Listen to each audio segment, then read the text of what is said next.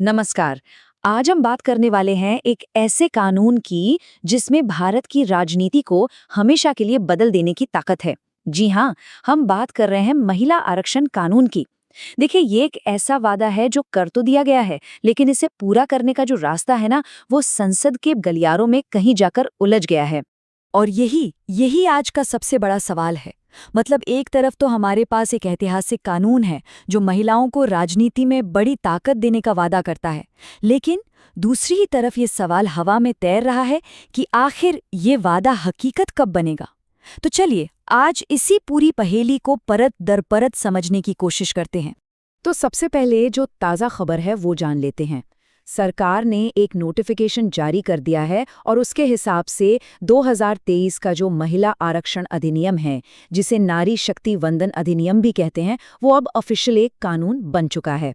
कागजों पर तो आ गया है, लेकिन जैसा हम आगे देखेंगे, इसका असल में लागू होना वो एक बिल्कुल अलग ही कहानी है।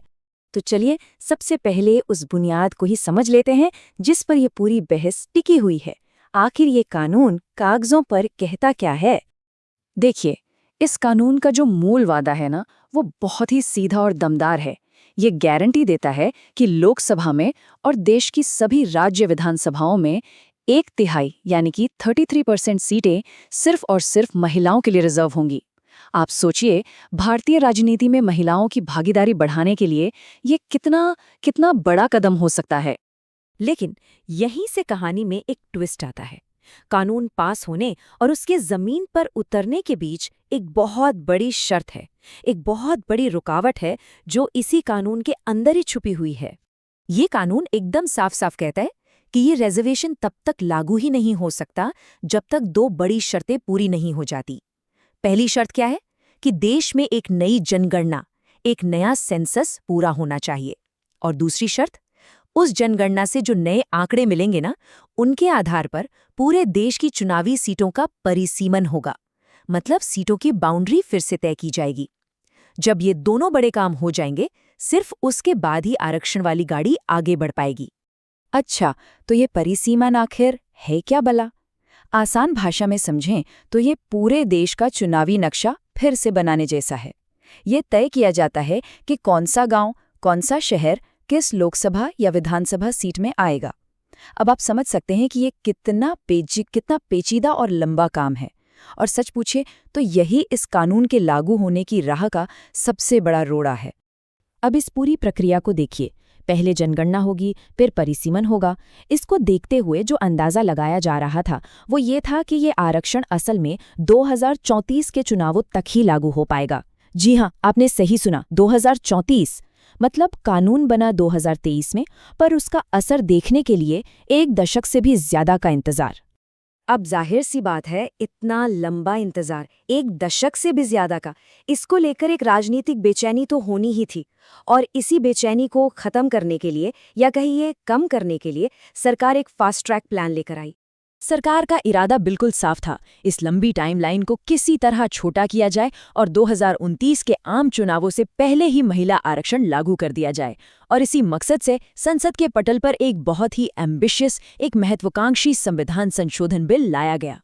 तो सवाल ये था कि ये फास्ट ट्रैक प्लान काम कैसे करता। देखिए, इसके 2 मेन आइडिया थे।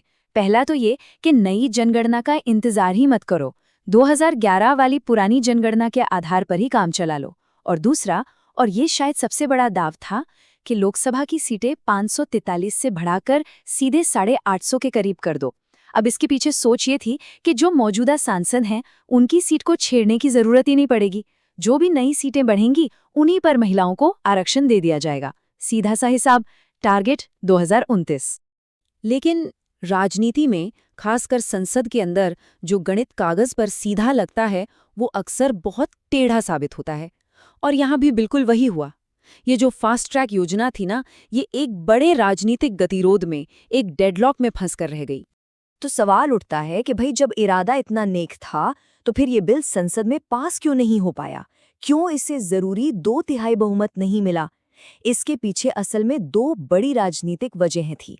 देखिए, पहली और सबसे बड़ी अड़चन आई सामाजिक न्याय की मांग को लेकर। कई विपक्षी पार्टियों ने साफ कह दिया कि हम इस बिल का समर्थन तभी करेंगे जब इस 33% महिला आरक्षण के अंदर ओबीसी महिलाओं के लिए भी एक अलग से कोटा तय किया जाए, जिसे कहते हैं कोटा के अंदर कोटा। और दूसरी बड़ी आपत्ति आई दक्षिण भारत के राज्यों से।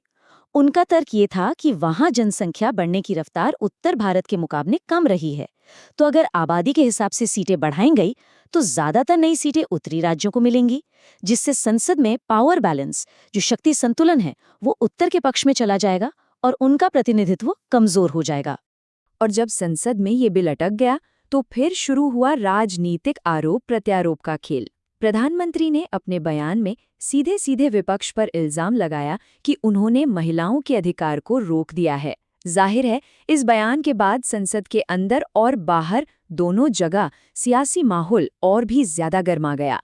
तो इस सारी राजनीतिक खींचतान और बिल के फेल हो जाने के बाद सवाल ये है कि आज हम खड़े कहाँ हैं?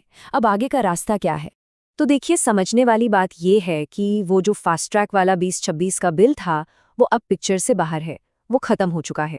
इसका मतलब हम घूम फिर कर वापस वहीं आ गए हैं जहां से हमने शुरू किया था, यानी जो 2023 का ओरिजिनल कानून था वो अपनी उन्हीं पुरानी शर्तों के साथ अभी भी लागू है। ये जो टाइमलाइन है ये इस पूरे सफ़र को बड़े अच्छे से समझाती है। देखिए, कहानी शुरू हुई थी 2023 में 2034 के लंबे इंतज़ार वाले वादे के साथ। फिर 2026 में एक शॉर्टकट लेने की कोशिश हुई, 2029 वाला रास्ता अपनाने की कोशिश हुई, लेकिन वो कोशिश एक राजनीतिक दीवार से जाकर टकरा गई। और नतीजा, आज हम वापस उसी पुरानी लंबी 2034 वाली सड़क पर ही खड़े हैं।